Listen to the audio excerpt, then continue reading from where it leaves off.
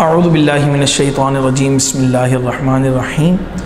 ہمارے تمام دیکھنے اور سننے والوں کو السلام علیکم ورحمۃ اللہ وبرکاتہ۔ آج جو ہمارے پاس مسئلہ ہے وہ یہ ہے کہ اگر دوران نماز وضو ٹوٹ جائے تو اس کا کیا حکم ہے۔ تو اس میں دیکھیں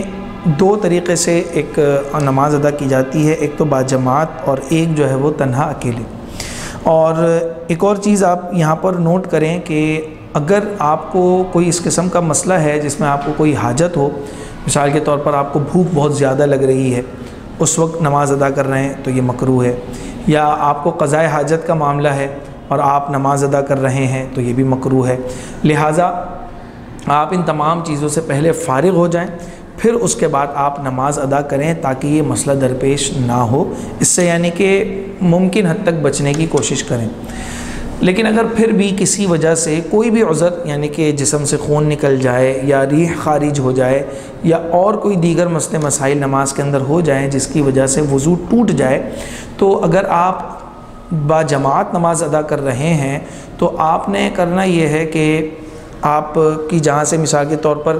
دوسری رکعت آپ ادا کر رہے تھے امام صاحب کے ساتھ اور آپ کا وضو اس کے اندر ٹوٹ گیا، تو اب آپ جائیں گے اور وضو کریں گے، اور یقینی سی بات ہے کہ امام صاحب دوسری رکعت میں تو نہیں ہوں گے، وہ تیسری رکعت میں یا چوتھی رکعت میں ہوں گے، تو آپ ان کے ساتھ شامل ہو جائیں، اور آپ کی جو رکعت چھوٹی ہے، مثال کے طور پر آپ کی تیسری رکعت چھوٹ گئی یا دوسری رکعت آپ کی چھوٹ گئی تھی، تو آپ تیسری رکعت میں ان کے ساتھ شامل ہوں، تیسری ادا کریں، چوتھی ادا کریں، اور پھر آپ نے وہیں سے یعنی کہ ایک آپ کی رکعت ادا کرنی پڑے گی، آپ کو نئے سرے سے نماز ادا کرنے کی ضرورت نہیں ہے، بلکہ آپ وہیں سے نماز ادا کریں گے جہاں سے چھوٹی ہے۔ یعنی اگر دوسری رکعت میں آپ گئے وضو کرنے اور جب واپسی آئے تو تیسری رکعت میں تھے تو تیسری رکعت امام صاحب کے ساتھ ادا کریں، چوتھی رکعت امام صاحب کے ساتھ ادا کریں۔ اب صرف ایک رکعت پڑھنے کی ضرورت ہے، دو رکعت پڑھنے کی ضرورت نہیں ہوگی۔ اور ایک اور بات یہاں پر خیال رکھنا ہے آپ نے کہ آپ جب وضو کرنے جا رہے ہوں تو اس دوران آپ نے کلام نہیں کرنا۔ اگر آپ نے کلام کر لیا تو اب آپ کو نئے سرے سے نماز ادا کرنی پڑے گی۔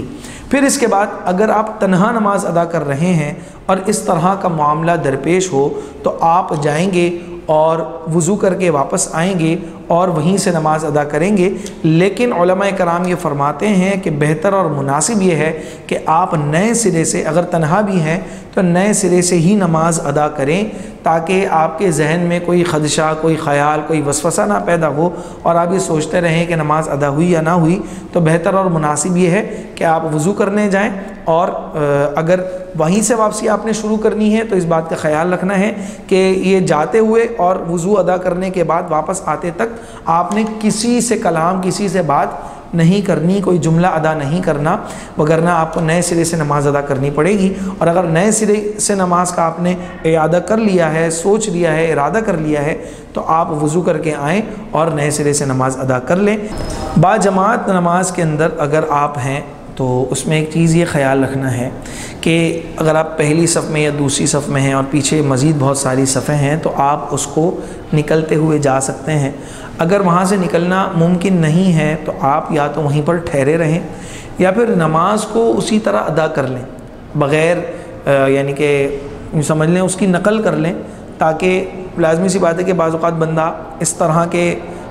خدشے کا شکار ہوتا ہے، اس طرح کے معاملے کا شکار ہوتا ہے کہ وہ سوچتا ہے کہ بھئی میں اس طرح جاؤں گا تو دوسروں کو مسئلے مسائل نہ ہوں یا اور کوئی تیسرا مسئلہ نہ ہو جائے، چوتھا مسئلہ نہ ہو جائے۔ لہٰذا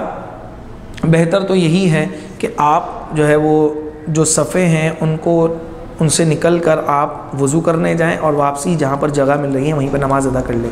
اور اگر وہیں پر آپ کھڑے رہیں گے یا جماعت سے صفوں سے نہیں نکل سکتے تو آپ وہیں پر کھڑے رہیں یا پھر نماز کی نقل کر لیں یا پھر بیٹھ جائیں کہ آپ کا وضو ٹوٹ گیا ہے، بیٹھ جائیں یا پھر جو ہے وہ آپ چلے جائیں۔ تو بس یہ خیال رکھنا ہے کہ نمازیوں کو بہت زیادہ مسائل نہ ہوں، نمازیوں کے بالکل آپ نے ایسا نہیں کرنا کہ بالکل ان کو خراب کرتے ہوئے آپ چلے جائیں اور صف کو بالکل ہی توڑ دیں۔ اگر صف میں تھوڑی بہت جگہ کہیں پر کونے میں موجود ہے تو آپ اس طرف سے نکل سکتے ہیں، لیکن اس میں بھی آپ نے خیال یہ رکھنا ہے کہ کسی نمازی کے آگے سے نہیں گزرنا، آپ نے صرف سیدھا سیدھا جانا ہے۔ یعنی کہ آپ نمازی اگر نماز ادا کر رہا ہے تو اس کے بالکل سیدھا سیدھا آپ جا سکتے ہیں، اس کے کراس نہیں کر سکتے، تو اس کا بھی آپ نے خیال رکھنا ہے۔ بہتر اور مناسب یہی ہے کہ آپ وہیں پر بیٹھ جائیں تاکہ ان سب مسائل سے بچنے کا آپ کے لیے سامان بن سکے۔ یقیناً آپ کو آج کا مسئلہ سمجھ میں آ گیا ہوگا۔ وآخر دعوانا الحمد للہ رب العالمین۔